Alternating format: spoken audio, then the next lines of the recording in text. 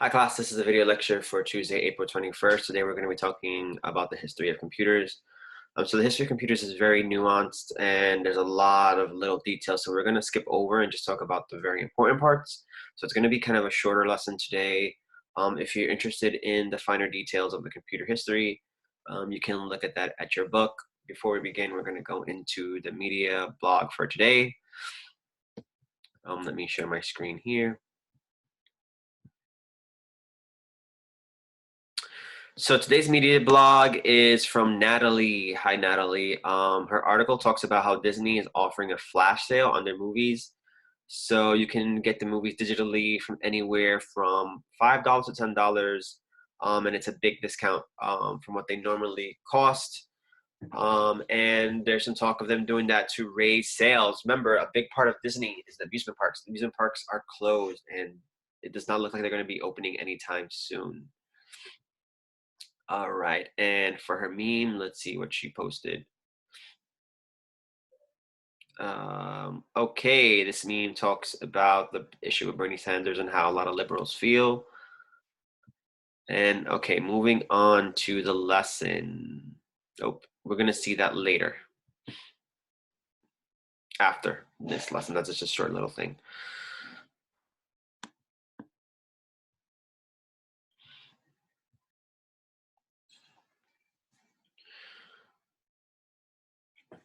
All right, so why did I choose this computer to lead the talk about computers? Did anybody have this computer?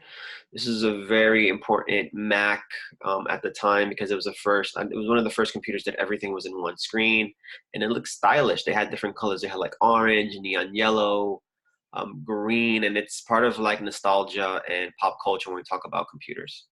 And we'll also see how powerful this computer was when it came out and how powerful phones are and the other bit of slides. So computers were invented to compute and calculate. They were not invented with what we associate them today. It was just to calculate numbers and predictability. So how do we use computers today? Let me know in the discussion any other things that I missed. So the first thing we do is communicate. We email, we use Messenger, we use WhatsApp, we use AIM. Everybody remember AIM chats back in the day, AIM bots. You would have a special away message. We play games such as Sims, such as Second Life, such as Oregon Trail. Do you guys remember Oregon Trail from school? It was one of the few games when I was in school that you could play because it was educational and it looked cheesy like this. And where's that little part? You had to hunt for food.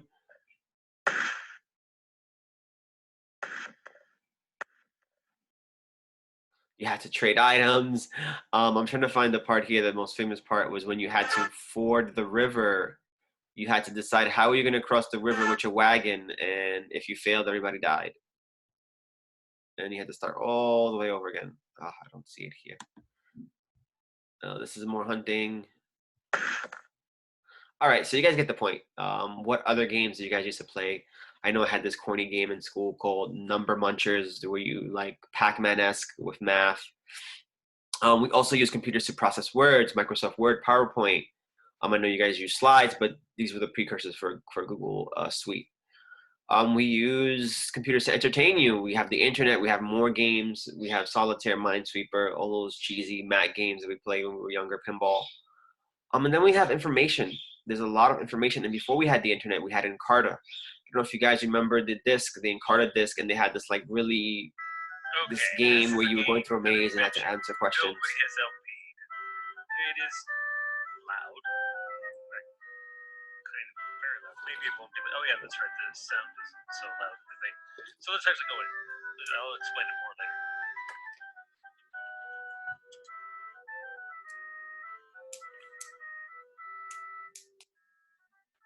It does shut up after a while, but this is Mind Maze, which for a trivia game.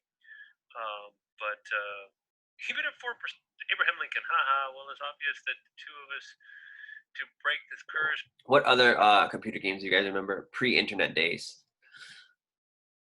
All right, so computer is considered the most important revolution out of all the revolutions that we talked about when it comes to media. Even though the telegram, telegraph, telephone, TV, movies, radio were all pretty big, the internet is considered more important than others that came before it. Why? Because it's the fastest. And we wouldn't have computers without words or language. So everything that preceded computers led up to computers. But the speed and spread of computers is absolutely insane. Think about how fast they're increasing in a few years, and I'll show you those slides at the end as well. 30 years ago, we had low functioning computers. Now our watch is a computer. Our phones are stronger than some of the computers back in the day, which we may not realize. Huge computers. And a piece from the book, a 4-year-old on a tablet has more computer power than all the scientists during World War II. Computers are also important because it combines all the stages of cultural communication. So everything that we learned just during the semester, words, images, videos, transmitting communication such as telephone, everything is on the computer. As we look into some of you who are doing mobile phones, they're moved on, but everything that we could do with all forms of media are now on computers. So early calculating devices were around for hundreds of years. I mean, you guys might remember these toys as you were kids, but they were used by shopkeepers to calculate hundreds of years ago. Sorry. So one of the first computers was a arithmometer, and this is what it looked like. It was basically used to calculate some math computations, and we'll see a short video of it.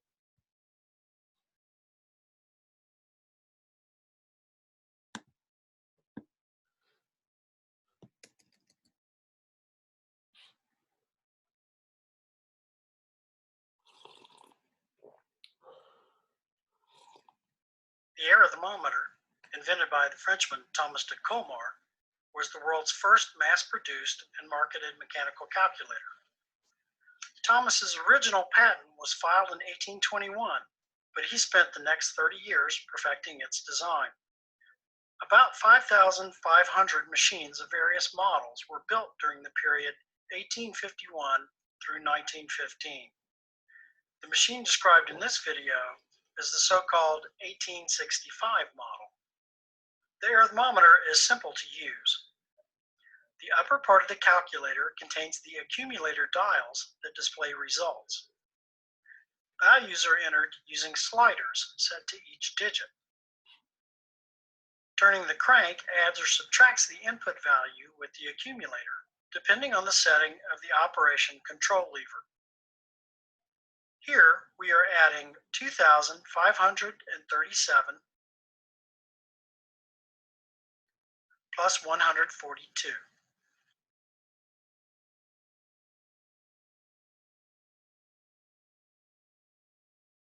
Let's take a closer look at what happens when we add a number to the accumulator. Inside the arithmometer is a set of stepped cylinders that rotate when you turn the crank. Each step. All right, so moving on, we're going to watch a short history of computers.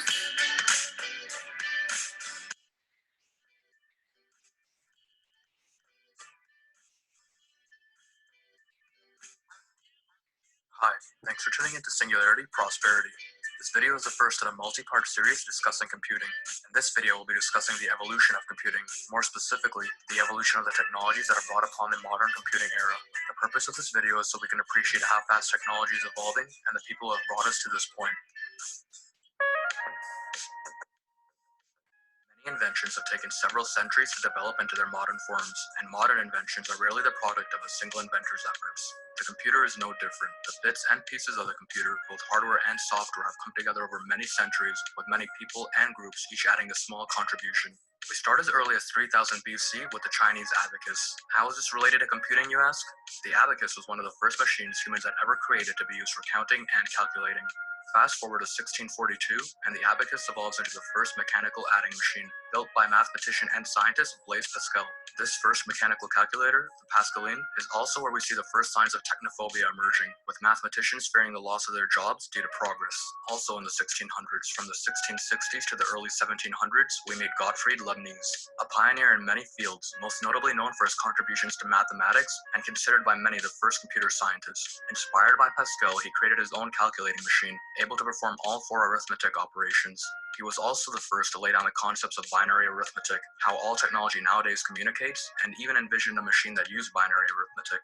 From birth, we are taught how to do arithmetic in base 10, and for most people that's all they are concerned with, the numbers 0 to 9. However, there are an infinite number of ways to represent information, such as octal as base 8, hexadecimal as base 16 used to represent colors, base 256 which is used for encoding, the list can go on. Binary is base 2, represented by the numbers 0 and 1. We'll explore later in this video why binary is essential for modern computing. Back on topic, progressing to the 1800s, we are met with Charles Babbage. Babbage is known as the father of the computer, with the design of his mechanical calculating engines. In 1820, Babbage noticed that many computations consisted of operations that were regularly repeated, and theorized that these operations could be done automatically. This led to his first design, the difference engine. It would have a fixed instruction set, be fully automatic through the use of steam power, and print its results into a table. In 1830, Babbage stopped work on his difference engine to pursue his second idea, the analytical engine. Elaborating on the difference engine, this machine would be able to execute operations in non-numeric orders through the addition of conditional control, store memory, and read instructions from punch cards, essentially making it a programmable mechanical computer. Unfortunately, due to lack of funding, his designs never came to reality, but if they had, would have sped up the invention of the computer by nearly 100 years.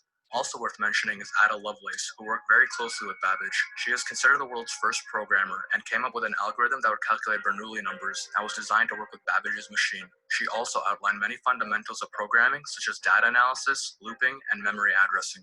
10 years prior to the turn of the century, with inspiration from Babbage, American inventor Herman Hollerith designed one of the first successful electromechanical machines, referred to as a census tabulator. This machine would read U.S. census data from punch cards, up to 65 at a time, and tally up the results. Hollerith's tabulator became so successful, he went on to found his own firm to market the device. This company eventually became IBM. To briefly explain how punch cards work, essentially once fed into a machine, an electrical connection is attempted to be made. Depending on where the holes in the card are, will determine your input based on what connections are completed. To input data to the punch card, you could use a key punch machine, aka the first iteration of a keyboard. The 1800s are a period where the theory of computing began to evolve, and machines started to be used for calculations. But the 1900s is where we begin to see the pieces of this nearly 5,000-year puzzle coming together, especially between 1930 to 1950. In 1936, Alan Turing proposed the concept of a universal machine, later to be dubbed the Turing machine, capable of computing anything that is computable. Up to this point, machines were not only able to do certain tasks that the hardware was designed for. The concept of the modern computer is largely based off Turing's ideas. Also starting in 1936, German engineer Konrad Zuse invented the world's first programmable computer. This device read instructions from punched tape and was the first computer to use Boolean logic and binary to make decisions through the use of relays. For reference, Boolean logic is simply logic that results in either a true or false output, or when corresponding to binary, 1 or 0. We'll be diving into Boolean logic deeper later in this video. Zuse would later use punch cards to encode information in binary, essentially making them the first data storage and memory devices. In 1942, with the computer the Z4, Zuse also released the world's first commercial computer. For these reasons, many consider Zuse the inventor of the modern-day computer. In 1937, Howard Aiken with his colleagues at Harvard and in collaboration with IBM began work on the Harvard Mark I calculating machine, a programmable calculator and inspired by Babbage's analytical engine. This machine was composed of nearly 1 million parts, had over 500 miles of wiring, and weighed nearly 5 tons. The Mark I had 60 sets of 24 switches for manual data entry and could store 72 numbers, each 23 decimal digits long. It could do 3 additions or subtractions in a second, a multiplication took 6 seconds, a division took 15.3 seconds, and a logarithm or trig function took about 1 minute. As a funny side note, one of the primary programmers of the Mark I, Grace Hopper, discovered the first computer bug, a dead moth blocking one of the reading holes of the machine. Hopper is also credited with coining the word debugging. The vacuum tube era marks the beginning of modern computing, the first technology that was fully digital, and unlike the relays used in previous computers, were less power-hungry, faster, and more reliable. Beginning in 1937 and completing in 1942, the first digital computer was built by John Atanasoff and his graduate student Clifford Berry. The computer was dubbed the ABC. Unlike previously built computers like those built by Zuse, the ABC was purely digital. It used vacuum tubes and included binary math and Boolean logic to solve up to 29 equations at a time. In 1943, the Colossus was built in collaboration with Alan Turing to assist in breaking German crypto codes, not to be confused with Turing's Bombay that actually solved Enigma. This computer was fully digital as well, but unlike the ABC, was fully programmable, making it the first fully programmable digital computer. Completing construction in 1946, the Electrical Numerical Integrator and Computer, aka the ENIAC, was completed. All right, we're gonna stop there because we're gonna go into the ENIAC in a little bit. And as you may or may not know, Alan Turing was able to crack the Enigma code using computers. During World War II, the Nazis were sending secret Morse codes. They weren't using the regular code, and the U.S., the Allies wanted to figure out what the code was. And we'll watch a scene from a movie here, and then we'll go into the ENIAC and all that.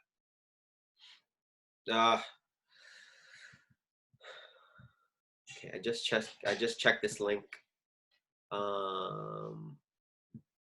Like, all right, let's see if this is it. Oh no. Oh, here it is. So my type then. Well, I'll introduce you. No. You're coming. We're gonna skip this for now, but if you're interested, you can Google this clip because the clip is too long. I don't know what actual timestamp it is. I apologize for that.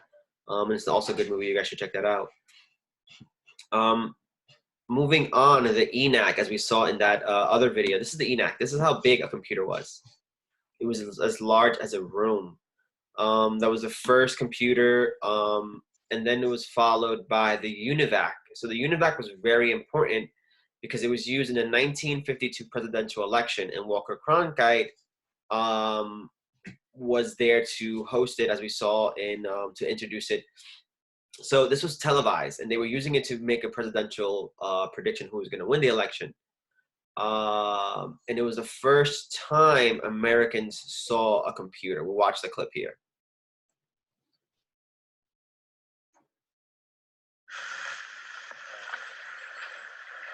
Good evening, everyone. This is Walter Cronkite speaking to you from CBS Television.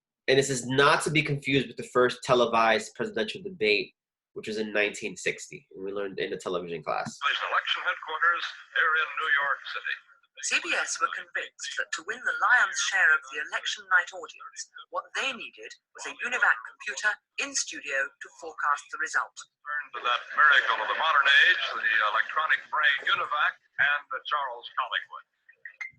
This is the face of a UNIVAC.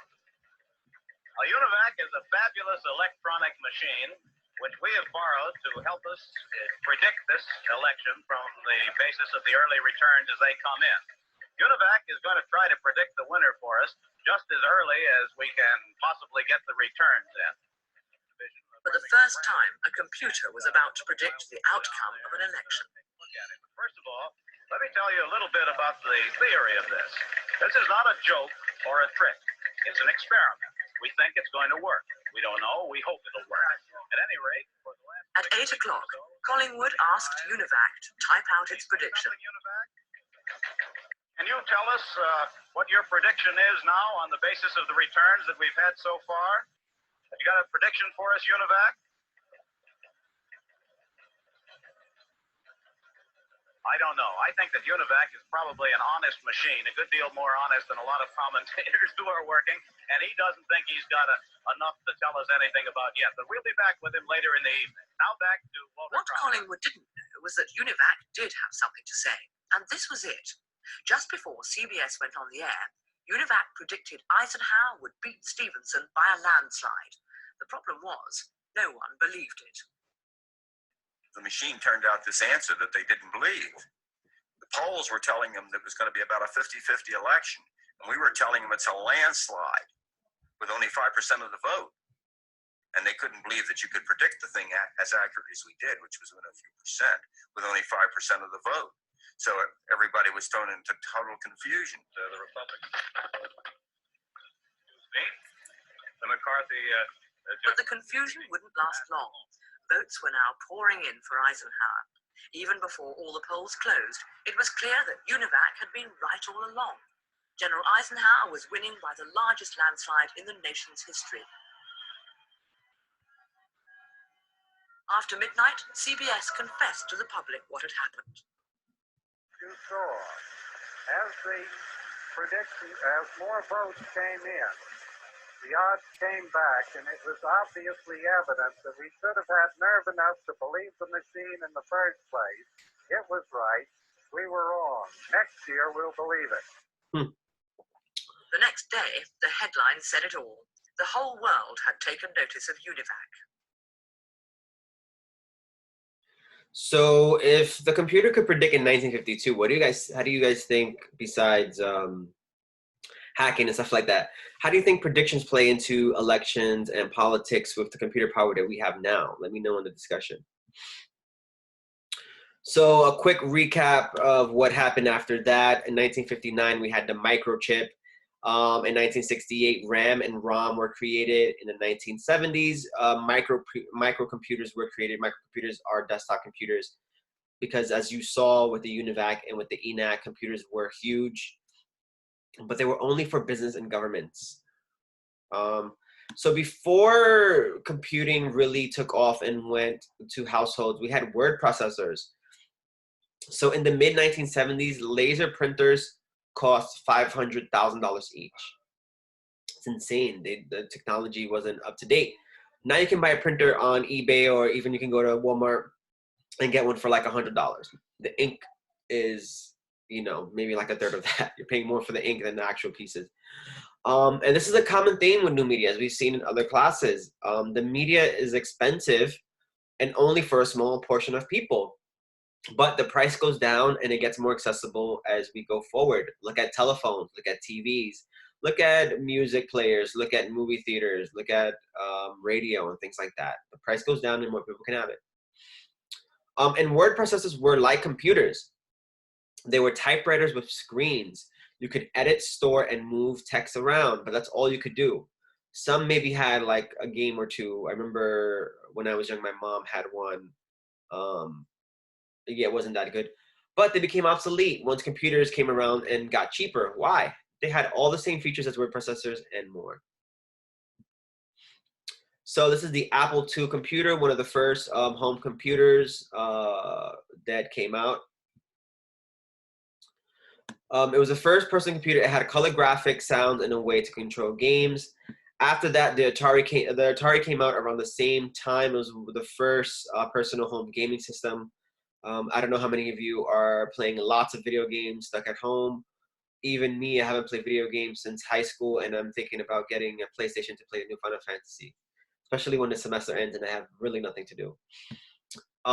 Then we go forward into Palm Pilots. This led the way for Blackberries and smartphones. It was basically like a mini computer in your phone. It was just basically a planner, really marketed towards business people. So another important aspect with media and computers was media editing. Remember, as we talked about throughout the semester, how hard it was to record music, how hard it was to make movies and all that stuff. Now anyone with a computer can edit photos, video, audio. You can create your own podcast. You can create your own video, iMac, iMovie, Final Cut Pro. This wasn't possible even 20 or 30 years ago. And when we talk about the internet, this has really expanded. We'll talk about that in the next class on Thursday. But a lot of things have become useless. Think about photos. You needed big studios. You needed dark rooms. When I worked for the Connecticut Post, they had a dark room. That was actually where you took film, like you see from the movies. You take the film, you put it in the liquid, and you hang it to dry, and that dark room used to house hundreds of photos for the newspaper. And now, when I was at the Connecticut Post, it was basically, empty. It was storage. And we had the editors would have a band, created a band, and they would go in there and practice on the weekends. So think about all those things that have disappeared or you don't need anymore. Who goes to Sears Photos anymore, right? I remember that was the thing when I was a kid. Now you just get one of your friends with a nice camera that knows how to take pictures and do it for you. Of course, we have CGI, which is important when we talk about movies and media. We'll look at this right here.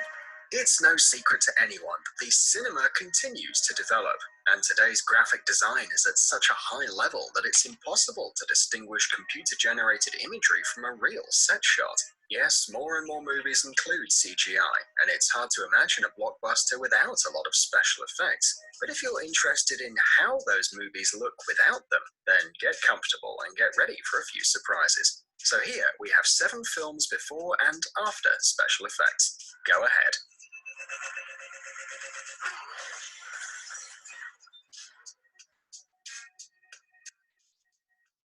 Game of Thrones. Attention, spoilers. If you haven't seen the 7th season of Game of Thrones, it's best to fast forward the video to the next Fast forward this lecture as well if you don't want to cover spoil your it ears if you're for a couple watching of it. minutes. You ready? It's time to remember the incredible scene of the attack on the Lannister troops in the 4th episode of the season. If you saw the series, you'll remember the epic moment when a horde of Dothrakis, supported from the air by one of Daenerys' dragons, destroyed the Lannister army. It is said that these scenes were the most difficult to produce because, with the exception of the flying dragon, most images were recorded in real life. Yes, you heard me right. The creators of the series took the time to burn several doubles and explode the wagons with carefully placed explosives. The extras also worked the best they could, and look at the amount of fake ash that the specialists threw into the field to recreate the burnt earth. But we've moved away from the most important thing, since the cherry on top of this dessert is, of course, the dragon. In this case, the developers used several technical tricks to recreate the presence of a huge mythological dragon in the recording set. All the shots from behind the dragon were made with the help of special cameras mounted on cables and drones. Once obtained, a drawn dragon and a very real Emilia Clarke were added to the scene. The actress also had to record scenes separately, riding a machine created especially for the occasion. To be honest, the resemblance to a dragon is minimal, so Emilia had to play with her imagination and act as if she were actually traveling on a huge dragon through the airs of Westeros. Around the actress, there were not even fake clouds. The whole scene was filmed on a green background. A similar situation was So you guys can go and watch the rest of the video, but I just wanted to mention one thing about CGI and Game of Thrones. So I don't know how many of you in the class are huge Game of Thrones fans. I have not read the book, but from what I understand, if you watch the book, well, obviously it's called something Fire and Ice, right? So a very important part in the books are the wolves, which if you watch Game of Thrones, they're kind of non-existent. And if you watch the show on HBO, the books play a central part. So why is that? The problem was this CGI cost so much money that and even this big show, Game of Thrones on HBO, has a budget. So they had to make a decision. We can only have one or some of the or most of one. So they said for the price, they'd rather have the dragons because there's more action and people are more into it. It was interesting to see how CGI and the cost play into the actual, translation from the book to the show. And then we have GPS. How many of you remember? Oh, this is the first GPS system. Here, how many of you remember those? GPS is in our phone now, but how many remember those Garmin devices on in your car? They've become obsolete. And I remember my grandpa, he lives in the city. He had one, and you have to update those things. And he doesn't know how to do that. He forgot about that. And he actually got lost coming to visit me in Long Island. So your phone's always up to date, so it's kind of become obsolete. Here's a funny thing. You can actually have Snoop Dogg and other people have the voice of the GPS, so I just wanted to show you that.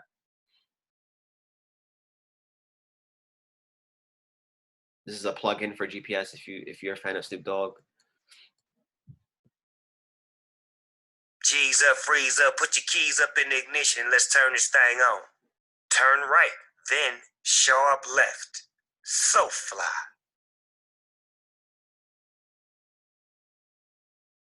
Go straight on, like a player do. This is not a joke. This is a real thing. 200 yards, turn right, then bear left. Yeah, just like that. Turn right, then bear left. Yeah, just like that. You have reached your destination. Thanks for the ride, man. I had the time of my life. Ooh-wee.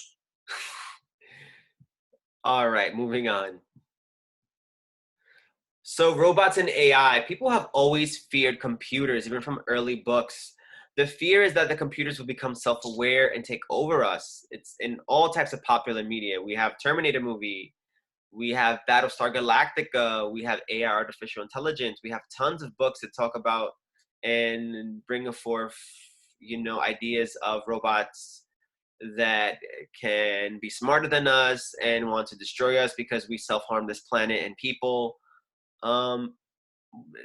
What do you guys think? Do you think that's a reality that we'll ever see? Will we ever see even computers be that smart enough in our lifetime? My honest opinion is no.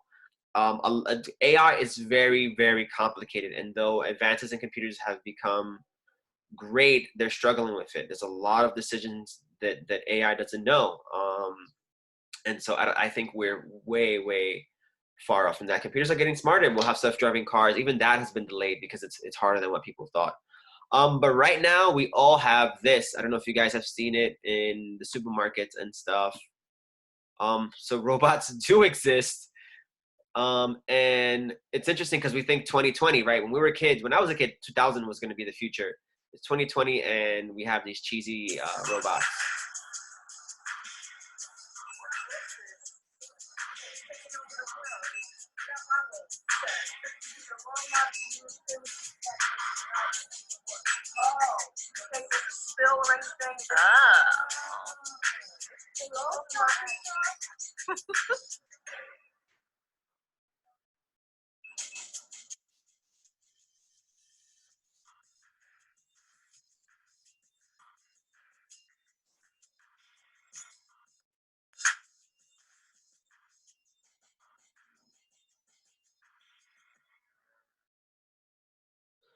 Yeah, so do you guys ever see that in Stop and Shop? I see it. And also they have them at the airport now as a police robot. So what it does is it just goes back and forth in the airport. I don't know if you've seen it, let me know in the discussion. And it has video feedback and it looks for things. It's not going to replace a cop. It's going to replace a patrolman. And so instead of having, like, let's say 5 patrolmen, they can have 2 robots so that they have only one-time costs, will be instead of a salary. And then there's somebody in the control room watching, and if something happens, they can go over in person. So, then in the history of computers, then came the internet, which changed every single thing about media and society in general. As we're stuck in home because of COVID-19. So we'll get into the next class. For the discussion, I want you to tell me what other aspects of life are changed due to computers, excluding the internet. So I'm going to give you some examples now, and if you can think about anything else or add to the examples that I gave you. So here's some things that have changed. Working anywhere, right? Even though the internet would have existed, we wouldn't have, without the internet, well, obviously internet let us work anywhere. Computers have gotten smaller and smaller. We have laptops. Unfortunately, we can work anywhere. When they said classes were moving online and before things got really bad, I was like, hey, I'm out to the beach. I'm going to teach this class in Puerto Rico or Mexico. Obviously things got really bad and lockdowns and things like that. So I didn't go, but computers made that possible. We have video chat features. How am I in this teaching you guys remotely with this? And how can I meet with you guys remotely because of the advances in computers? We have GPS systems that are very, very smart. They're on our phone. They're on our watches. We can share locations with friends. We have cloud computing, the Drive. Everything's in Drive. I don't walk around with those little things anymore, the USB drives. I don't need to. Everything's on the cloud. And we're connected everywhere. So let me know what else. Before I end this lesson, just a reminder, your papers are due tonight at 8 p.m. And I want to show you another slide here to show how fast computers are evolving. So here's a 25-year difference. Look at that computer and look at the MacBook. In 40 years' time, we had the Zach Morris cell phone, went all the way down to an iPhone. And their iPhones and phones have gotten really popular for a cheap price. We have a joke here that talks about the iPod with the tape. If you get this, you do. If you don't, you don't. Why is he holding the pen? If you ever had tape issues, you had to put the pen in the tape and rewind it back. And look at memory storage. We had actual RAM. We had the floppy disk. I have some old floppy disk around. I don't know. I was just playing around writing stuff. I have to look for it. We have CDs and USB drive, and now everything's gone to the cloud. This is a joke about old technology. You know, we don't have that anymore. We don't have tapes. We don't have beepers. We don't have those old cell phones. Everything's on just a newer phone. So look at this graph 20 years ago. Well, this is even longer. You had your Palm Pilot, you had your video camera, you had your computer, you had your cell phone, you had your camera, you had your Walkman, you had your watch, and you had your beeper. Now you just have an iPhone. How many people wear a watch? If I wear a watch, it's for style issues. Everything's times on the phone. Walkman, everything's on the phone. You don't have to carry lots of devices, but this has also changed a lot. Every company that made these devices in here have struggled because of the phone. So here's a big comparison for you. In 1956, IBM 350, the computer for IBM, it had 5 megabytes of storage, and it cost $120,000. Look how big that is. It has to be hoisted onto a plane. 2005, 128 megabytes micro SD. 2014 is 120 gigabytes. And I've seen even terabyte cards now, and they're fairly cheap. It's insane. I remember when these things first came out, they were so expensive, maybe like $50 or more. Now you can get one in Walmart for like $20 with a lot of storage. And going back, tie in the lesson. I think this is the last slide. Yes. So going back, when I show you that computer, here are the specifications of that computer versus the iPhone in 2010. The price was 1,500 euros as opposed to 600 euros for the phone. Look how much it weighs. The CPU had 500 megahertz. This has one gigahertz. RAM 128, 512. Storage about the same. So in 10 years, that's a huge leap. Look at all the time it took for the computer like the ENAC and that to get to personal computers and how fast. So let me know your predictions. What do you think is coming in 2030? How will computers look in 2030? How will phones look? How would computing look in 2030? Let me know in discussion, and let me know how else life has changed because of computers, minus the internet, which we'll talk about in the next class. Thanks. Talk to you guys soon. Hope everybody is doing good.